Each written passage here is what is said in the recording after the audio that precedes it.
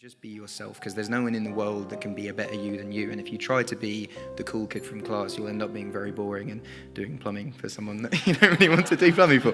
Yeah, it's just be yourself, embrace your quirks. Being weird is a wonderful thing. Nice one. This is the second award that I've ever got in America, so that's quite nice.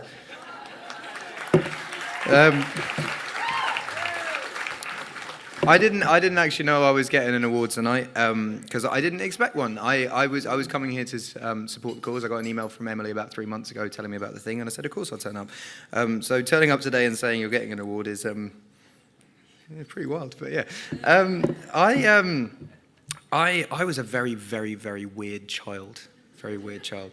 And I had a port wine stained birthmark on my face that I got lasered off when I was very young, and one day they forgot to put the anaesthetic on, and then ever since then I had a stutter, and I also had very, very big blue NHS glasses. NHS is the National Health Service. One day I hope you'll have the same.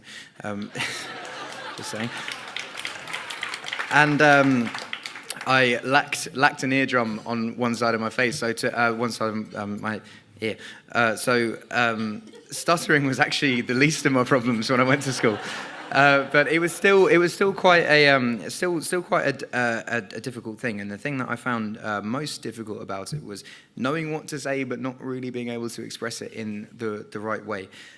So I did different speech therapies and stuff, which wasn't very successful. I had homeopathy, which is like herbs and shit where you're drinking a drink and it's all right.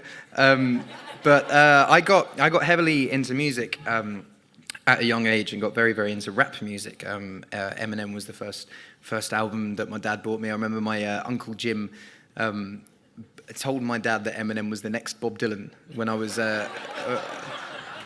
say what you want. It's pretty similar, but it's all storytelling. So my dad bought me the Marshall Mathers LP when I was 9 years old, not knowing what was on it, and let me listen to it. And I learned every word of it back to front by the age I was 10, and he raps very fast and very melodically and very percussively, and it helped me get rid of the stutter. And then from there, I just kind of carried on, did some music, and now I'm here. But it's I think the one thing I wanted to convey in my speech today for not so much the adults here, because I feel like the adults are fine. You're all sorted. Everyone here's got a lot of money and everyone's chilling.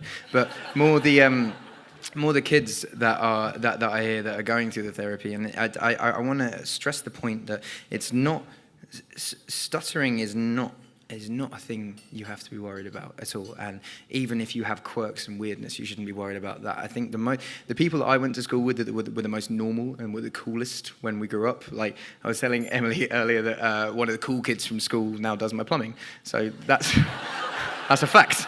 That's a fact. So being